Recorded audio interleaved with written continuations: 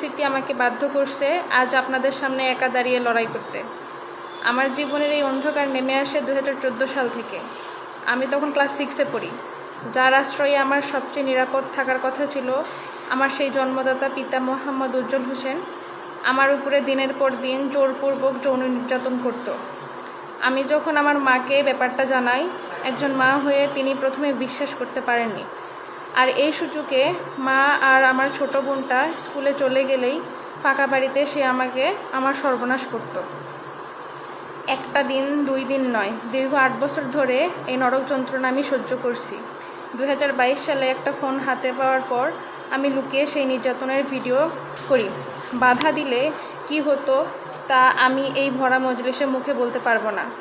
একসময় প্রতিরোধ করার ক্ষমতা, মনের জোরটুকুও আমার ছিল না। আমি ভেতর থেকে পুরোপুরি শেষ হয়ে গেছিলাম।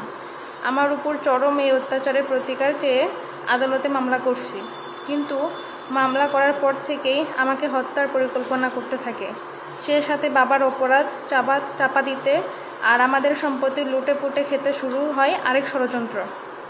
গত বছর আমার মা আর বোন হঠাৎ করে নিখোঁজ হয়ে যায়।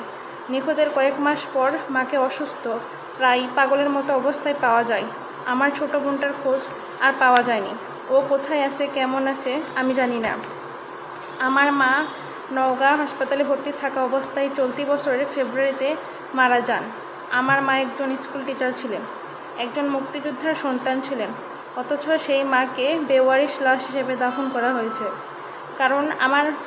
কারণ আমাকে সম্পত্তি থেকে আমার মামারা বঞ্চিত করার জন্য এই কাজ করছে। কারণ আমার বাবা আর মামারা সম্পত্তি দখলের লোভ আমার মায়ের লাশটা পর্যন্ত গ্রহণ করেনি। আপনারা বলুন, একজন মুক্তিযোদ্ধার মেয়ের কপালে কি এটা লেখা ছিল? আমি নিশ্চিত আমার মা আর বোনের এই পরিণতির পেছনে ওরাই দায়ী।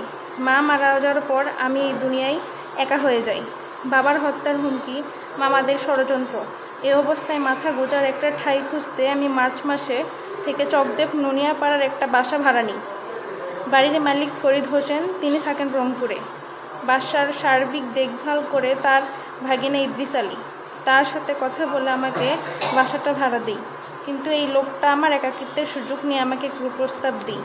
সময়ে সময়ে আমার বাসায় ঢোকার চেষ্টা চালাই। সে বলতে থাকে, আমার মামার বাসা আমি তোমাকে ভাড়া দিয়েছি, আমার কথা শুনতে হবে। এ সময় বাসা ভাড়ার অগ্রিম ডিড করার তাগিদ দিই, কিন্তু আমার হাতে ভাড়া দেওয়ার মতো টাকা ছিল না। আমি আমার মায়ের শেষ স্মৃতি, প্রায় 4.5 ভরি ওজনের একটা সোনার চেন ওর হাতে তুলে দিই। কথা ছিল এটা 3 বছরের অগ্রিম ভাড়া বাবদ একটা জামানত হিসেবে থাকবে। সে সময়